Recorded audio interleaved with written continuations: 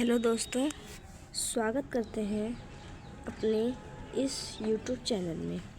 दोस्तों, आज हम बात करेंगे जैविक खेती। जैविक खेती क्या होता है?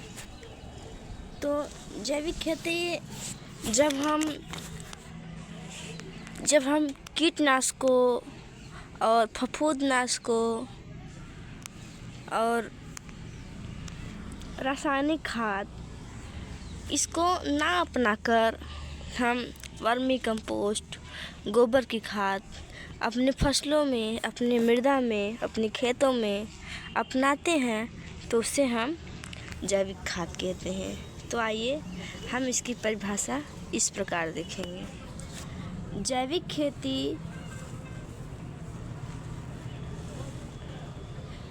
खेती की परिभाषा क्या होता है?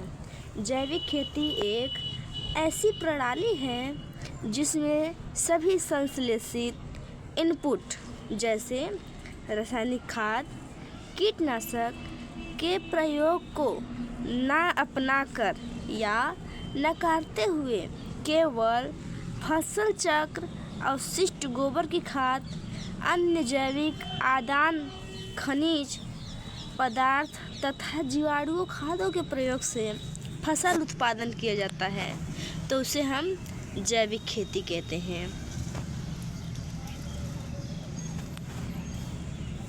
दूसरा हम बात करेंगे, दूसरी परिभाषा हम इस प्रकार लिख सकते हैं जैसे जैविक खेती वह पद्धति है जिसमें उर्वरकों, कीटनाशकों, फफूंदनाशकों, शाकनाशकों वह वृद्धि नियंत्रकों का प्रयोग नहीं होता है तथा इस प्रकार की खेती में दलहनी फसल, फसल चक्र, मिश्रित खेती, जीवाश्म खादों, फसल अवशेषों के प्रबंध, हरी खाद, कीट रोगों तथा खरपतवारों का नियंत्रण जैविक विधियों से करते हैं तो उसे हम जैविक खाद कहते हैं।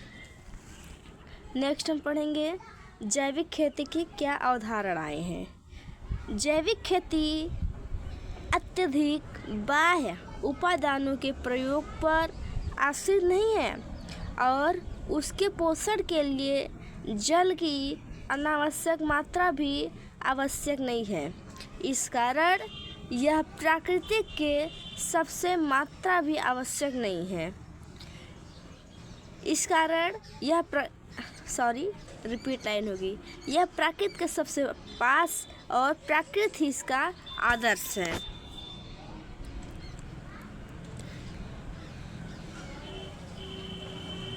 जैविक खेती प्राकृतिक प्रक्रिया में सामंजस्य, उनके एक दूसरे पर प्रभाव की जानकारी पर आधारित है। इसके कारण इसे ना तो मृदा जनित तत्वों का दोहन होता है और ना ही उर्वरता का नाश होता है। अर्थात कहने का तात्पर्य यह है कि जैविक खेती का प्रयोग करने से ना ही मृदा का दोहन होता है और ना ही उर्वरता का नाश होता है। अर्थात मिट्टी की उर्वरता शक्ति पर कोई प्रभाव नहीं पड़ता। पूरी प्रक्रिया में मृदा एक जीवंत अंश है। मृदा पर्यावरण संरक्षण सबसे महत्वपूर्ण है। मृदा में रहने वाली सभी जीव रूप इसकी उर्वरता के प्रमुख अंग हैं और सतत उर्वरता संरक्षण में योगदान करते हैं। अतः इनकी सुरक्षा एवं पोषण आवश्यक है। अब इसी के बाद हम बात करेंगे जैविक खेती के उद्देश्य।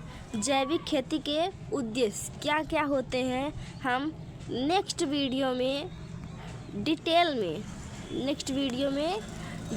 में हम चर्चा करेंगे। तब तक आप ऐसा ही प्यार और साथ बनाए रखिए। तब तक के लिए जय हिंद।